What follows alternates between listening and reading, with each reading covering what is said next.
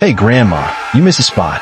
Or are those old eyes finally giving out on you? The young SEAL's voice dripped with arrogance, echoing across the gym floor as he gestured towards the old woman. The low, mechanical hum of the industrial floor buffer was a steady drone in the cavernous space of the Naval Amphibious Base Gym. It was a sound of patient, methodical work, a stark contrast to the sharp clank of weights and guttural grunts of elite soldiers. At the helm of the machine was Eleanor Vance, Ellie to the few who spoke to her.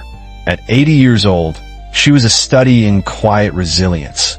Her back was slightly stooped from a lifetime of labor, her face a delicate map of wrinkles, and her full head of silver hair was pulled back into a simple, tidy bun. Yet, her eyes, a pale and startling blue, held a clarity and focus that defied her age. She navigated the heavy machine with a surprising grace, her movements slow but precise, tracing the edges of the wrestling mats with an unwavering line. This space, a theater of modern warriorhood, was simply her workplace. The hum was abruptly pierced by a voice sharp with unearned confidence. "Hey, I'm talking to you." Petty Officer Rex Keller, glistening with the sweat of a hard workout, stood with his hands on his hips, radiating impatience. He was the epitome of a Navy SEAL, a pillar of muscle and pride, forged in the world's most grueling training pipeline. To him, the world was divided into assets and obstacles. Right now, Ellie and her machine were an obstacle. "We need this space," Keller continued, stepping closer until his shadow fell over the old woman. "Go polish a hallway somewhere else." Ellie didn't stop. She completed her pass, the machines weren't her only reply. This silent defiance, this complete lack of intimidation from a woman who looked as fragile as a dried leaf, was the spark. Keller, accustomed to immediate deference, felt a flicker of something unfamiliar, being utterly dismissed. "What's your problem? Did you not hear me?" He snapped, his voice rising. A few of his teammates, toweling off nearby, chuckled. A small audience was gathering for the casual sport. Keller took another step, planting his combat boot directly in the buffer's path. The machine bumped against it and stalled with a groan. "This is a place for warriors, Grandma, not a retirement home." The insult hung in the air, thick and ugly. Ellie finally stopped. She switched off the machine, plunging the immediate area into a sudden silence. With a slow, deliberate motion that spoke of stiff joints, she bent down to inspect the buffer's pad, her primary concern being the machine, not the man. As she stooped, the worn collar of her maintenance uniform pulled taut. For a fleeting second, the fragile, wrinkled skin on the back of her neck was exposed. And on that skin, just below her hairline, was a mark. Faded to a pale, bluish green, its lines were blurred by 8 decades of sun and time, almost lost within the creases of her neck. To Keller, it was nothing. He saw only an old woman submitting, bending to his will. But he was wrong. Across the gym, leaning against a squat rack, was Master Chief Eva Rostova. In her late 40s, Rostova was a command-level operator whose calm demeanor masked a mind as sharp as a surgeon's scalpel. She had seen her share of combat zones and cocky young operators like Keller. She rarely intervened in these minor power plays, believing a little friction could help temper arrogance into true strength. But this felt different. It wasn't friction, it was cruelty. She watched the scene unfold with a practiced neutrality until Ellie bent over. From 50 feet away, Rostova's eyes, trained to spot anomalies from a mile away, narrowed. She saw the flash of ink on the old woman's neck. Her breath hitched. She pushed herself off the rack, her own workout completely forgotten. It wasn't just any tattoo. Its shape was distinct, iconic to a select few.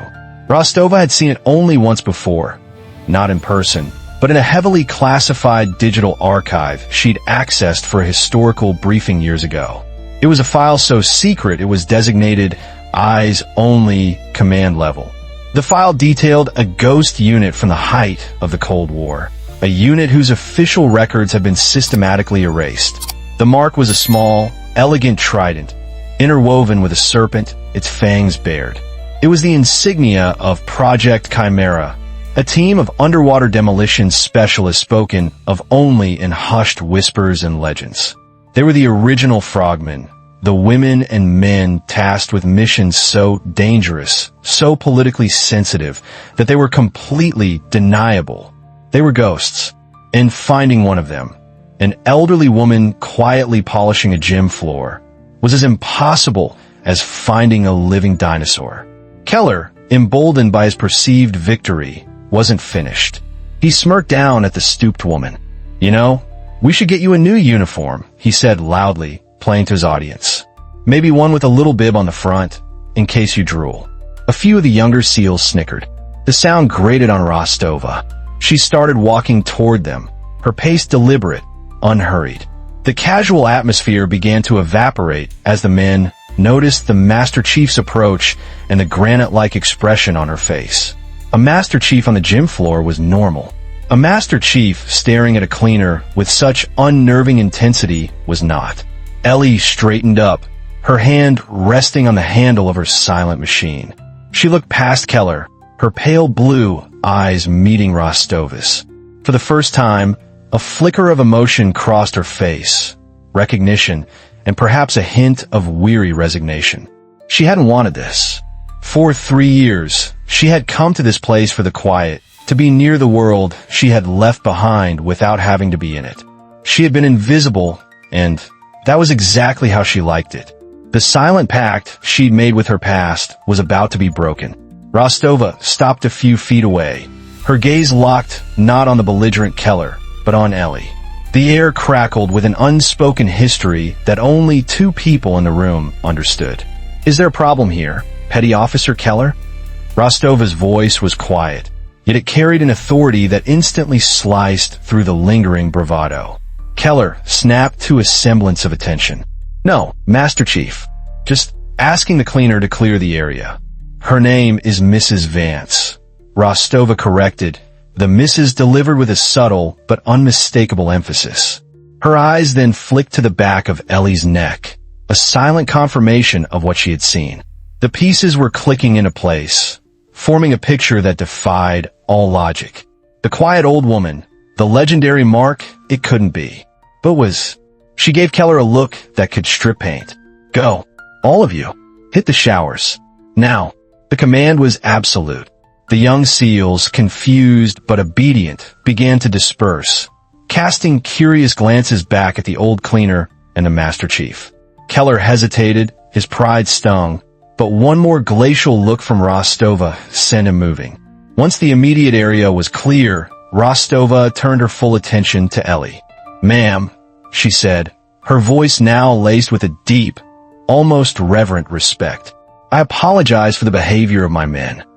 Ellie just gave a slight, tired nod, her eyes distant. She was already half a world away, lost in the echoes of a cold, dark sea. Rostova knew she was treading on hallowed ground. This was above her pay grade, above nearly everyone's.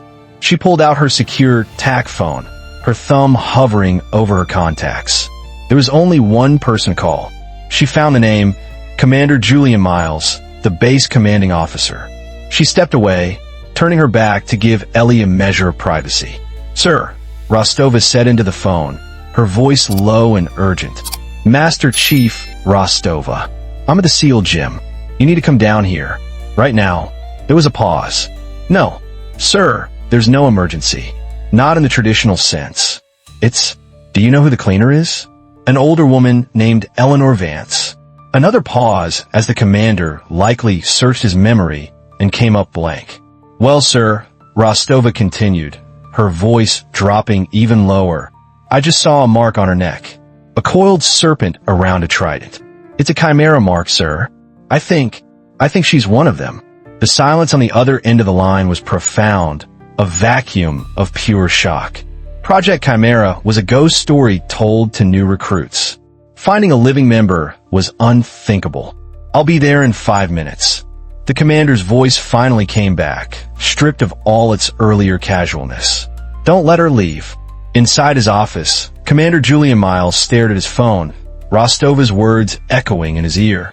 Chimera. It was a designation he hadn't heard spoken aloud in over a decade. He immediately swiveled in his chair and logged into a secure Naval Archives database, his fingers flying across the keyboard. He typed in the name, Eleanor Vance. The initial search returned minimal information, a standard service record from a logistics unit in the early 1960s, followed by an honorable discharge. Nothing special, but Miles knew that the deepest secrets were buried under layers of digital dust and archaic classifications. He initiated a deeper search using his command-level override code. This time, a single flag file appeared. It was almost entirely redacted, a wall of blacked-out text. But one line was visible, stark and chilling. Project Chimera, Sole Survivor. See Addendum File X, Ray 7.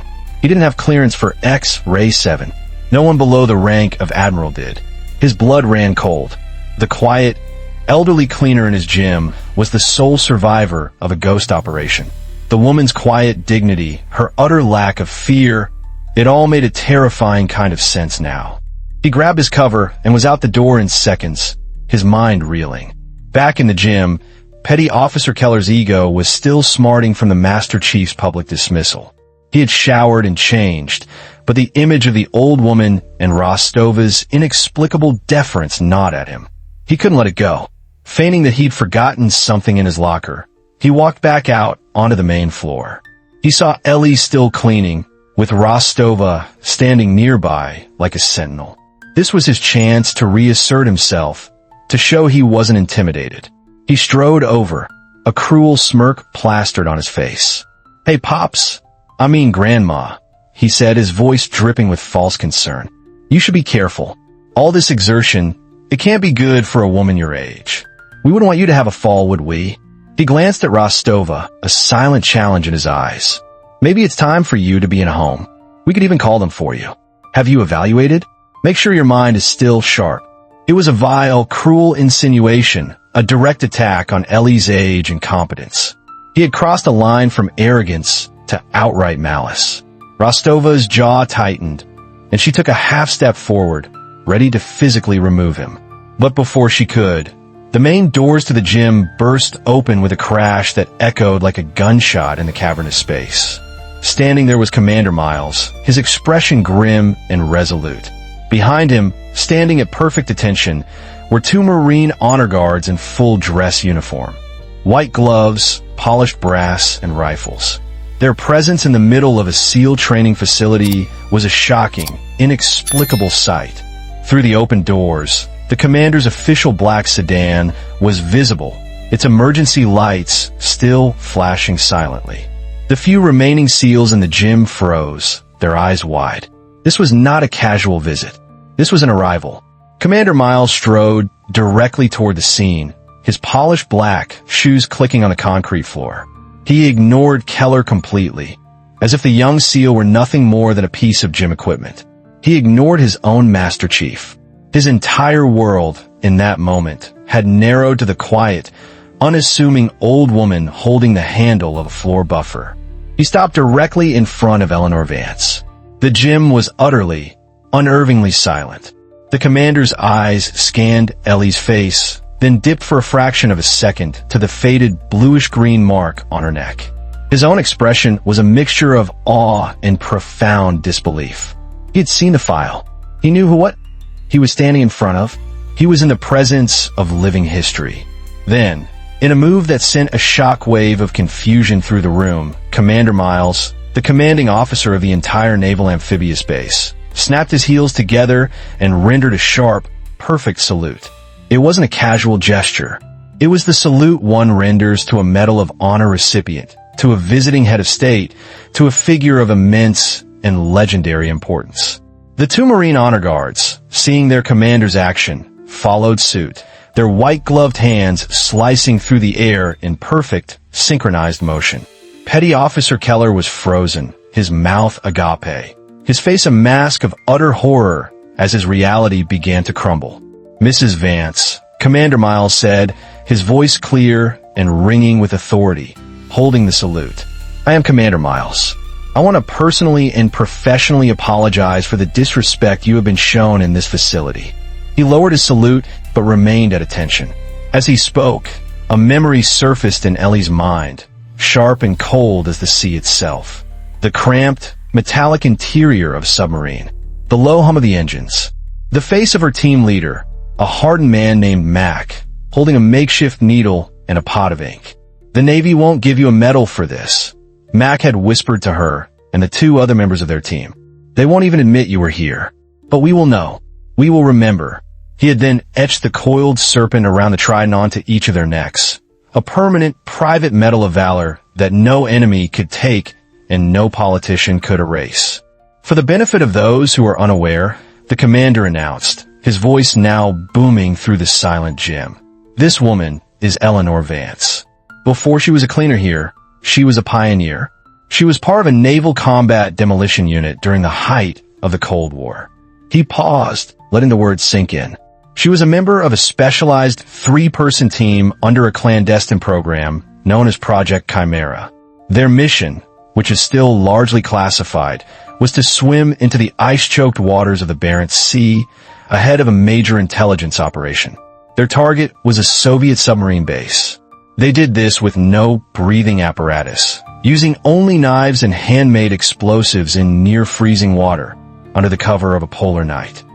He turned his gaze, now as cold as steel, onto the petrified Rex Keller. They swam for 3 hours in darkness that would freeze the blood in your veins.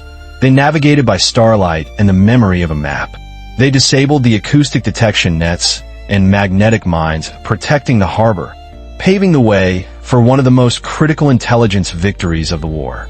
Mrs. Vance's 2 teammates did not return. She completed the mission alone. She then swam for another 2 hours, evading patrols, and was the sole survivor of her unit to return to friendly lines.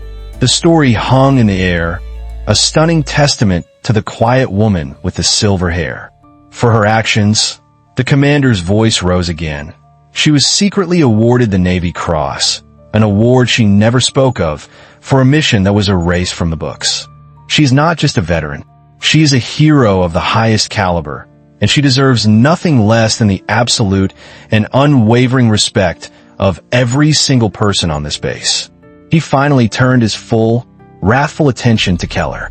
"You," he said, his voice dropping to a dangerous whisper, "are a disgrace to that uniform. You mistake arrogance for strength. You mistake age for weakness. The peace you take for granted was bought by the courage of the very person you chose to mock." Commander Miles's judgment was swift. "Master Chief Rostova, you will personally escort this petty officer to my office. He is on report, and starting Monday, every single operator in this command will attend a mandatory course on naval history, with a specific focus on the contributions of the UDT and the forgotten heroes who built the legacy you all stand upon." He then turned back to Ellie, his expression softening once more. "Mrs. Vance," he said gently, "from the bottom of my heart, I am sorry." Ellie finally spoke. Her voice, though quiet and raspy with age, was steady, and it carried across the silent gym. She looked not at the commander, but at the shame-faced Rex Keller.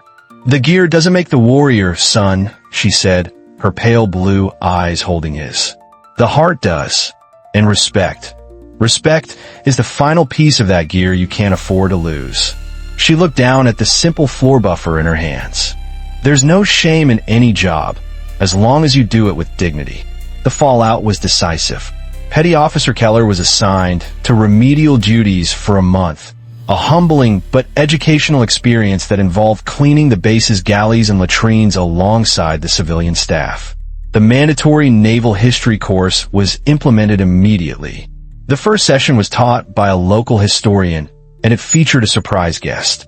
Ellie Vance didn't speak for long. She didn't talk of heroism or danger. She shared a few stories about the camaraderie and sacrifice of the men she served with, Mac and a young man named Sammy. Her quiet words carried more weight than any lecture on tactics or history. A few weeks later, Keller, his arrogance stripped away and replaced by a newfound humility, approached Ellie as she was locking up the supply closet at the end of her shift. "Mrs. Vance," he said, his voice barely a whisper, I wanted to apologize. In person. What I did, there's no excuse. I was wrong. Ellie looked at the young man, really looked at him, and saw the genuine remorse in his eyes. She offered a small, forgiving nod. "We all make mistakes, son," she said. "Be a better man tomorrow than you were today." She patted the young seal on the shoulder and walked away, leaving Keller standing in the hallway. A lesson in true strength and quiet valor etched forever in his mind. Eleanor's story reminds us that heroes walk among us, often in the most unassuming forms. Their bravery isn't always in a uniform. Sometimes it's in the quiet dignity of a life well lived. If you're moved by her story, please share it to honor our hidden heroes. Comment with respect about a time someone surprised you with their hidden strength, and subscribe for more stories of quiet valor.